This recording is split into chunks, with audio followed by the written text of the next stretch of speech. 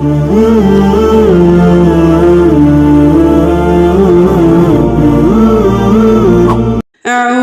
بالله من الشيطان الرجيم.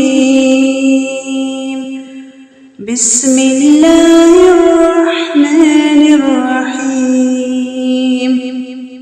إذا جاء نصر الله والفتح ورأيت الناس يدخلون في دين الله أفواجا فسبح بحمد ربك واستغفره إنه كان توابا.